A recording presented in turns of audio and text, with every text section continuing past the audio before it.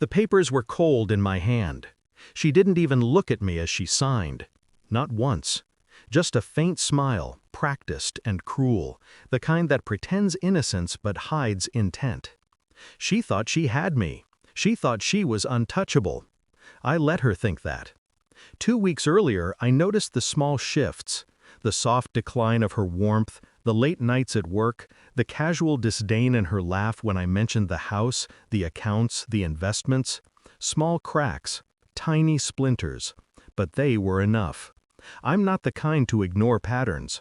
I see things most people miss. When we met, it was fire and gravity. I was reckless, she was precise. She captivated me with order, with elegance, with the sharp edges I thought I could smooth over.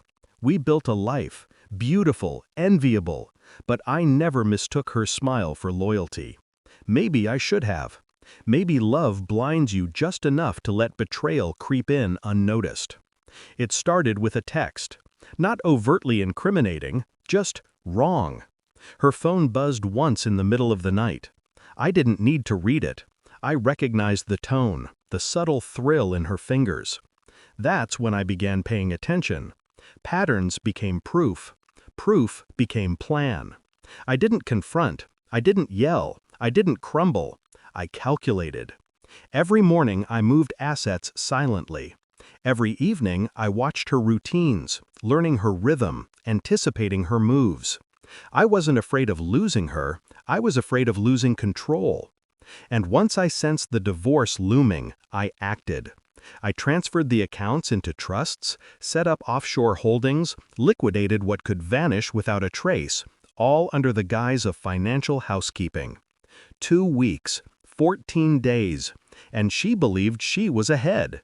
I let her feel the thrill of her imagined victory. The day she filed, I watched the courier leave my house. My signature was on the papers transferring my assets. Everything she thought she would claim? Gone. Only what I allowed. Only what I wanted her to see. I met her later at our lawyer's office. The first words out of her mouth were sharp. "I can't believe you! I thought you loved me!" I smiled.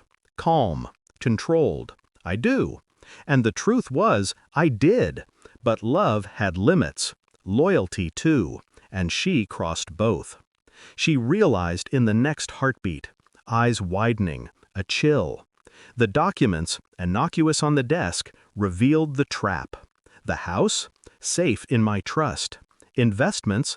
Gone from her reach. Credit lines? Restricted. Every asset she imagined claiming evaporated under my quiet, deliberate hand. She tried the guilt, the tears, the threats.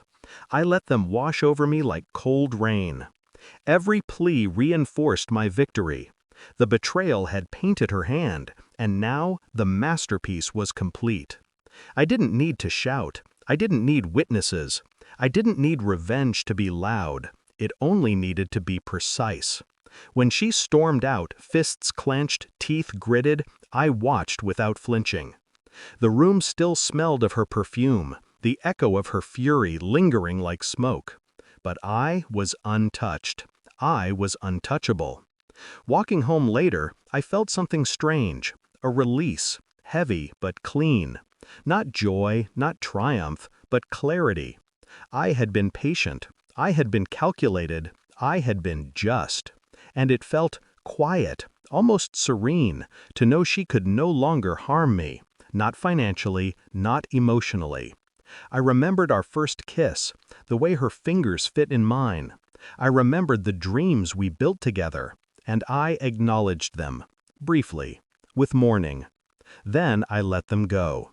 Grief has its place, but not here, not now. Revenge is not chaos, it's order. It's control restored. It's a chess game where every piece moves according to your will, and the opponent doesn't see the strategy until it's too late. I went to the bar that night, sat alone, sipped whiskey, watched couples laughing, heard whispers of lives I'd once envied, and I understood something vital. Betrayal can teach you patience. It can teach you foresight. And if you wield it correctly, it can teach you power. She may think she won the moment she signed those papers. She may think the battle was hers. But I won the war the day I noticed the small cracks, the subtle shifts, the tiny betrayals before she even dared to strike. And as I leave the bar, stepping into the quiet city streets, I know I am free. Not free of love, but free of her. Free of manipulation. Free of the illusion that she controlled me. Justice isn't always loud. Sometimes it's a whisper, a shadow, a perfectly timed move no one notices until the pieces fall. And when they do, it is absolute. I am calm, I am patient, I am untouchable.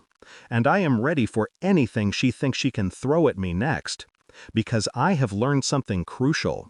The real power lies not in retaliation, but in preparation. She wanted victory. I gave her the illusion. And in that, I found something far stronger than love, freedom, and the quiet satisfaction of knowing I always stay 3 steps ahead.